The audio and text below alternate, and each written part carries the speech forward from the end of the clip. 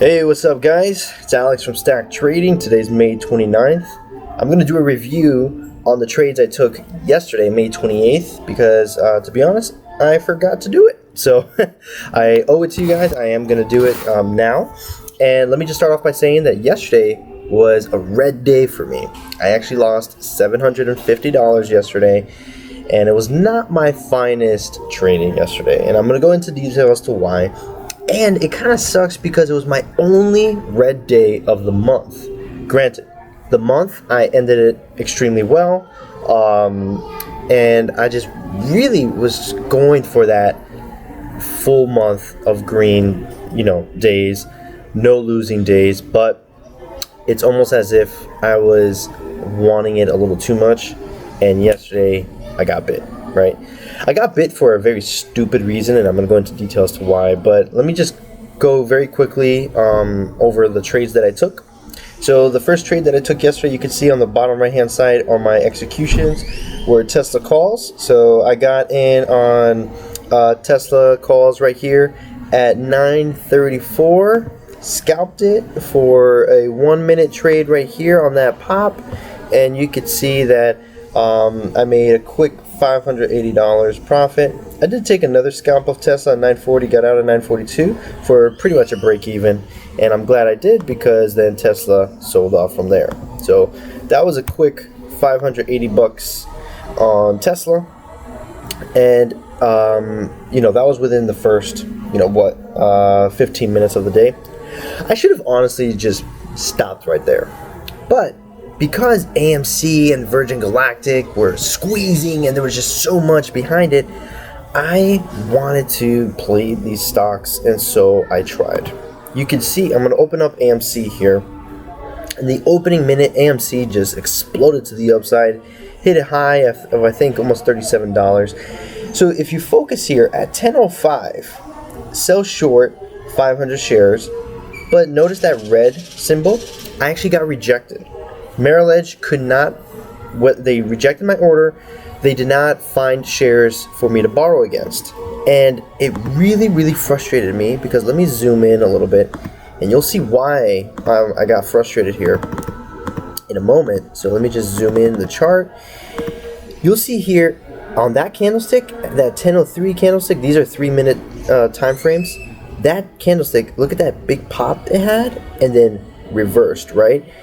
When I saw that candlestick, I submitted my short order, and I hypothetically, had I gotten filled, I would have gotten filled, let's just say on the bottom end of that, like 33.5, maybe 34 bucks, right? I wish Merrill Edge filled me, because from then on, every single candlestick just sold off from there. What I would have done if I had gotten filled, I would have gotten filled here, and on these drops, I would have probably placed my stops right here at 32 to protect 1.5, maybe even 2 points of profit. With 500 shares, that would have guaranteed me protection of at least $750 to $1,000 of profit. And that did not go as planned. Merrill Edge rejected my short. They couldn't find me shares to fill, and I was livid, because I was just watching AMC sell off from there, and I was so frustrated. This is where my mistake occurred. This is where my day went downhill. I was so frustrated that I ended up shorting. I went into the system. I was like, you know what? Let me see if Merrill Edge will fill me here. Granted, at 10:25, 20 minutes later, I was just staring at this chart. 20 minutes later, I tried submitting a short again on AMC, and guess what? Lord and behold, I got filled. Unfortunately for me, I got filled down here, right? On this zone. So I got filled, it broke the 200 on the 3-minute time frame. I was like, okay, I hope I'm not too late. I did have a pretty hard sell-off, so there could be a possible bounce, and I was waiting for it, and guess what? Almost instantaneously, it popped. It popped like 3 points in my face.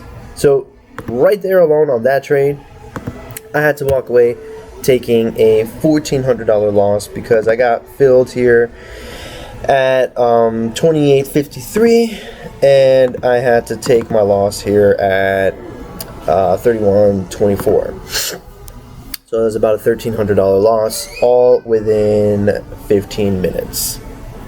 It honestly, it made me even more mad, right? Because I was like, dude, had I just gotten filled when I originally wanted to short it, I would not have been in this issue. But then I did get filled, and the stock just pops in my face. So I lose $1,300 there. So right there alone, I made 580, just lost 1,300 or 1,400. So right there alone, I'm in the red. So, okay, walk away from it. I ended up scalping AMC for a quick $180, no big deal. Just scalped it, and then I decided, you know what? Let me just leave AMC alone.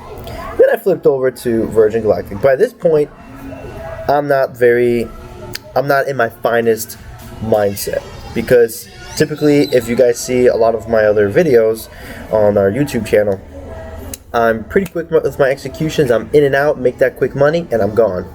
But when this occurred, it really just threw me off. So then, tried scalping AMC, made a quick $180 right there. So that's what that happened. So after scalping AMC, I then flipped over to Virgin Galactic. This one as well, not my finest trade. At 12.20, I tried shorting Virgin Galactic here. What I was looking for was the break of the 200 on the 3-minute time frame. Oh, thank you. Gracias. Okay. And here is my mojito. So I was looking for the break of the 200 on the 3-minute time frame, and it did not work. It bounced right up in my face.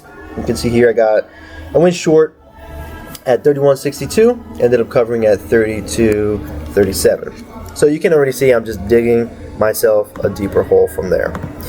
So piece of advice, don't revenge trade. At the end of the day, what I was doing here, I was upset, I was annoyed, and I was like revenge trading.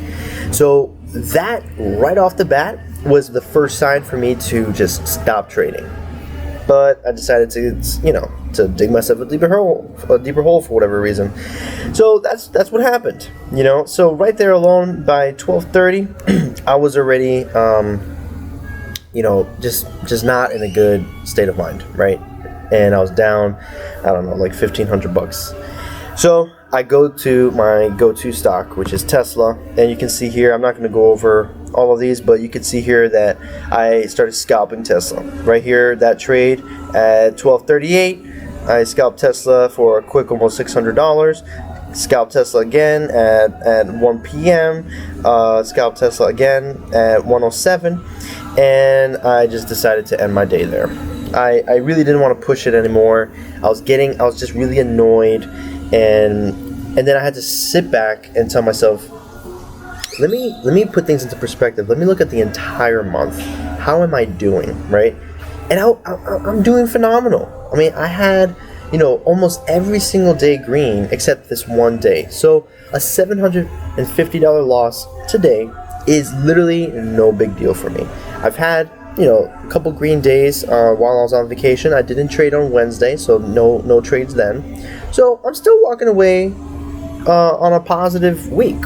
Not as much, but considering that I'm not in my office, I don't have all my monitors in my setup, literally just trading off my laptop with one monitor. Not bad. This is my first time, day trading on vacation, and I've got to say that the experience was good. The Wi-Fi in my resort was solid, way better than I expected, so that was a plus.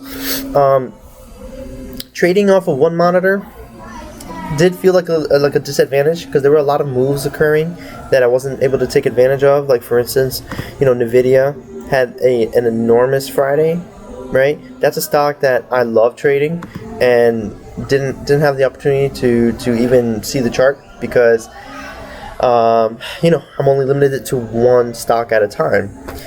So there are pros and cons. I would just say stick to one stock, stay focused on it, don't hop around to too many stocks, don't revenge trade, that's for one.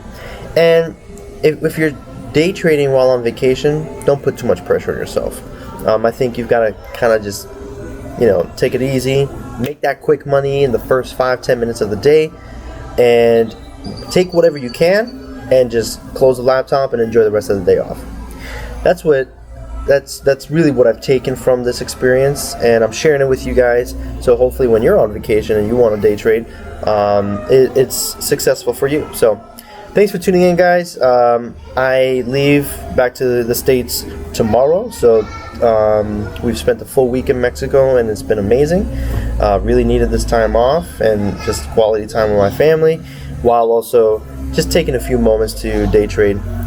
All in all, I think I've only spent maybe out of the 7 days that we've been here, I would have to say probably about 4 to 5 hours in the entire trip, just dedicated to trading. So really not a bad, not a bad, I guess, sacrifice, right? I guess is the word that I'm trying to use. So anyways, guys, have a great rest of your weekend. It's Memorial Day weekend, so stay safe. Enjoy the time off. The market is closed on Monday, and I'll see you all bright and early on Tuesday. Take care, guys.